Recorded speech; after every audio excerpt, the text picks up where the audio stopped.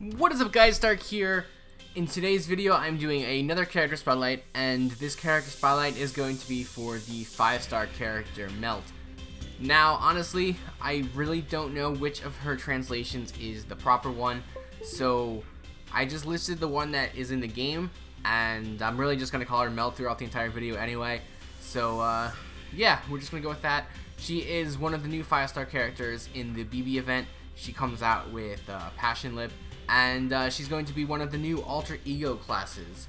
So this is a new class that came out with this event, much like BB is the new class of the Moon Cancer. Melt is going to be the alter ego, and Passion Lip and Kiara are also alter egos as well, and we will get to those in the next couple of days. But basically, alter egos have a base damage multiplier of 1.0, and they will deal double damage to foreigners, and they will take less damage from foreigners.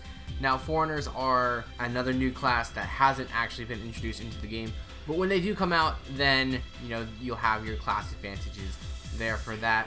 In addition to that, though, most classes they're only effective against one other class, and they're weak to one other class. But alter egos are a little different. They have different classes that they're strong against, different classes that they're weak against. So riders, casters, and assassins will take 50% more damage, and then sabers, archers, and lancers will take half damage. So that's pretty cool. You have a whole bunch of different servants, different options for which servants you're good against and which servants you're bad against. Berserkers will still take your double damage from alter egos and deal 50% extra damage against them. So that's basic there. But it is cool that you have more class advantages with alter egos than normal classes. As for Melt's stats, though, at level 90 she will have 13,402 HP and 11,692 attack. So she's got some really good stats, ranking 35th overall in HP, 22nd overall in attack. And if you do decide to max her out, she will end up with 14,682 and 12,799 for her attack.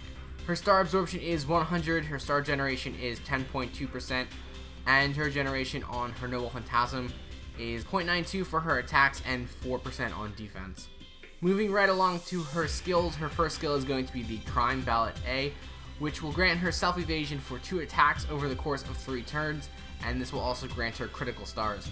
So this is a pretty good skill. You get a fantastic amount of stars, 15 stars at level 10 on a 5-turn charge time, and you do get a little bit of defense and survivability built in there with those 2 evasions. So any 2 attacks over the course of 3 turns, and it being on a 5-turn charge time as well. Not a lot of wait time in between these. Her second skill is the Sadistic Streak A, which will increase her own attack for 3 turns. However, this will also reduce her own defense by 10% for 3 turns.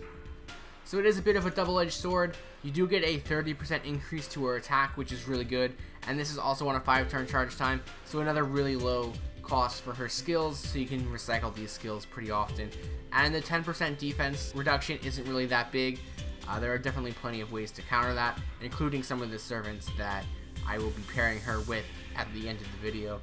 And then third and finally, we have the Melt Virus EX. Now this will reduce all enemies' Noble Phantasm damage for 1 turn. However, this will also reduce your party's Noble Phantasm damage by 50% except yourself for 1 turn. And then after 1 turn, this will increase your own Noble Phantasm damage by 20% for 1 turn. So it's kind of a lot to take in here. Basically, if you use this skill, don't use your Noble Phantasms on this turn, because you'll either do less damage with your allies, or you'll be wasting that 20% extra that you could do the following turn. So it's really not that bad of a skill with all the negative effects, really, because you're mainly going to be using this for the enemy to reduce their damage, and then set yourself up for your Noble Phantasm on the following turn. And it is a pretty good decrease there, 50% damage decrease at level 10 on a 6-turn charge time. So this will get an upgrade, and it gets a little bit better. You're going to be able to get 2 turns for your Noble Phantasm increase instead of 1, and this will also scale as well. So instead of it being a 20% increase, it's going to be a flat increase. So at level 10 it'll be 30%. I don't have a graphic for it because it's not out right now. It should be coming out relatively soon though. Obviously relatively soon is still a while off for interludes and rank ups, but it should be coming out early next year. That's actually pretty generous for new characters to get a rank up or strengthening, well, I guess that's the same thing, or interlude quest, this soon after they come out. But yeah, it is a pretty good one, and it will get a bonus there relatively soon. Moving on to her passives, she does have 4. The first one being the Magic Resistance B, which will increase her own debuff resistance by 17.5%. Her second one is Writing B, which will increase her quick card effectiveness by 8%. The third one is the Independent Action A, which will increase her critical strength by 10%. And then fourth and finally, she has the Core of the Goddess B, which will apply damage plus 225 and also increase her debuff resistance by 22.5%. Moving on to her Ascension, since the Alter Egos is an extra class, it has that really weird format for the Ascension and skill enhancement materials. But basically for the first Ascension, you will need 5 Lancer pieces and 5 Assassin pieces, as well as 100,000 Quantum pieces. For the second Ascension, you will need 12 of the Lancer and the Assassin pieces and 300,000 Quantum pieces. For her third Ascension, you will need 5 of the Lancer Monuments and Assassin Monuments, as well as 1 million Quantum pieces.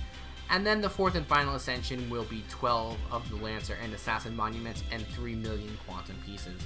And then for her skills, to max out a skill from 1 to 10, you're going to need some weird requirements again, because of the Alter Ego extra class.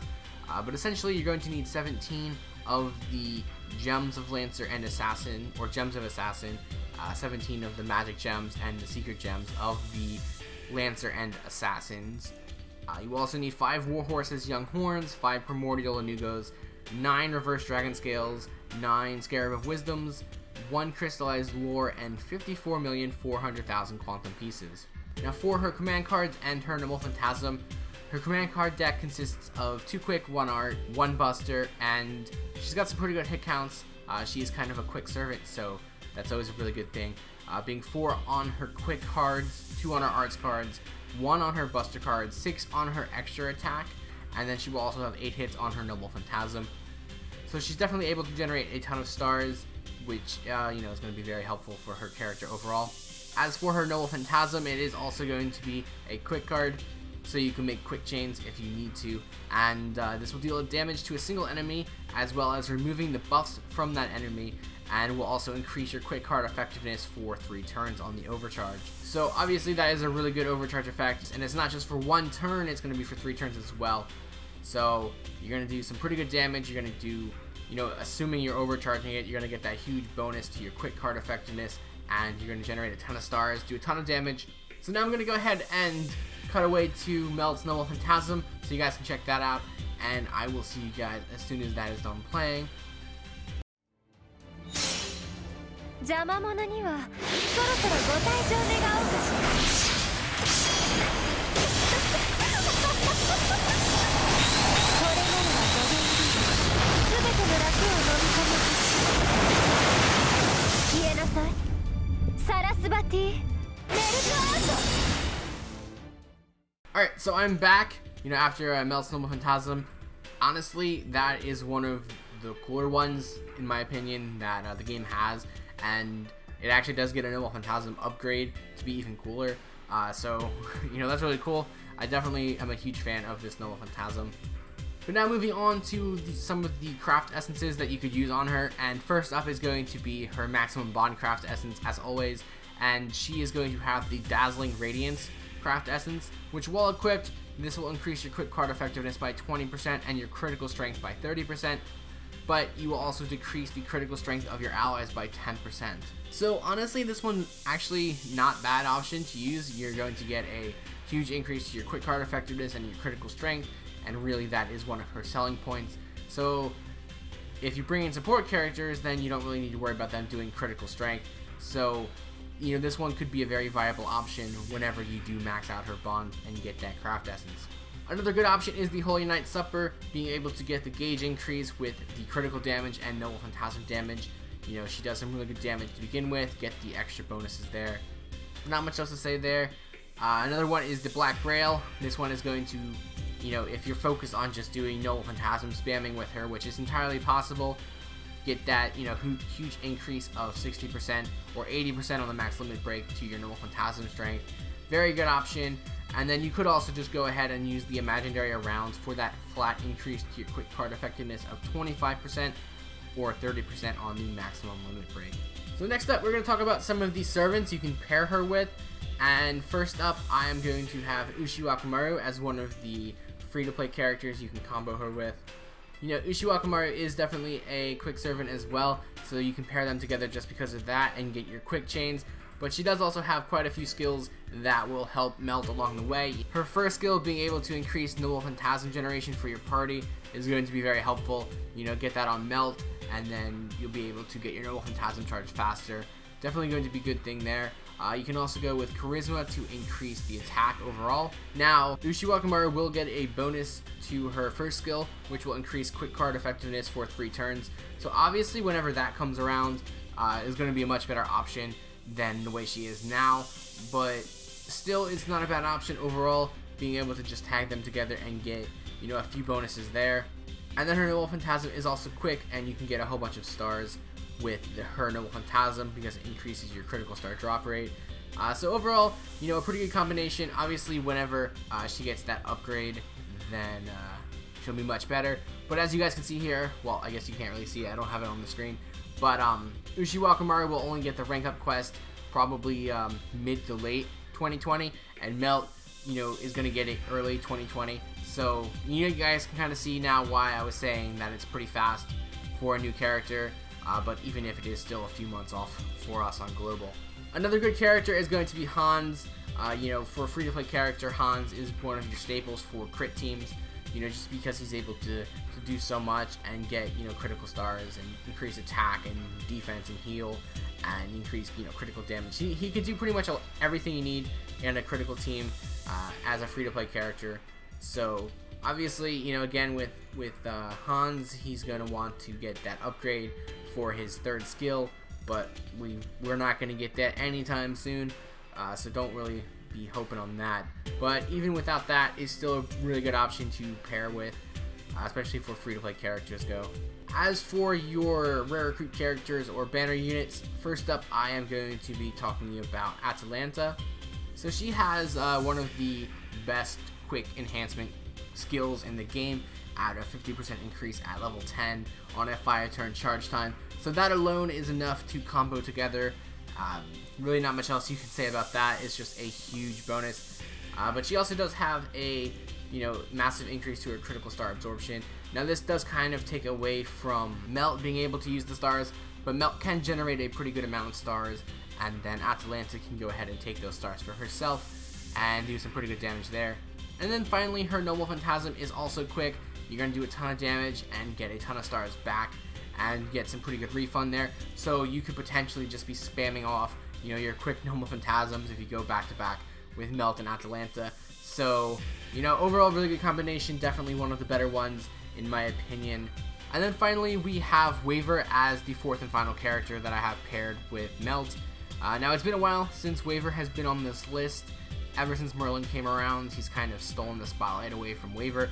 But Waver does make his appearance again here with a very good combination for Melt.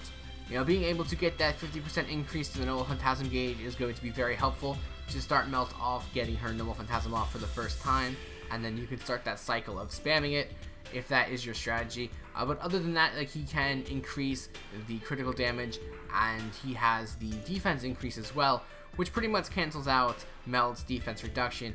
So there's a really good synergy there because of that, and you do get that flat increase for 3 turns as well. So now moving on to the actual star rankings, and for her stats, pretty predictably she's going to get 5 stars for her stats. Top 35 in HP and attack, some very good stats there. For her skills, I'm going to give her 4 stars. She's got a very solid set of skills. Unfortunately, you know, some of them do have negative side effects to them, but overall, you know, they do balance out really well, and you know, they are going to get buffed in the future, but I really can't count on that right now because we don't have it. So it does lose a few points there because of that, but overall it's a very fitting, very good set of skills. For her Noble Phantasm, she's going to get 4.5 stars. Very powerful Noble Phantasm. It has a fantastic overcharge effect, which, you know, can do some pretty crazy things with that. It's got some great hit counts, and you can get a good refund and spam the Noble Phantasm potentially.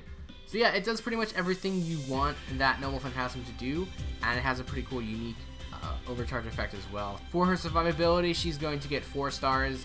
She does have that first skill that gives you those evasions, so that does kind of help her out a little bit there. She does also have really high HP, and she's got a lot of class advantages, so you know you can use her and take reduced damage from a lot of different characters in the game. And that also does play into her versatility, in which she's going to get 4.5 stars.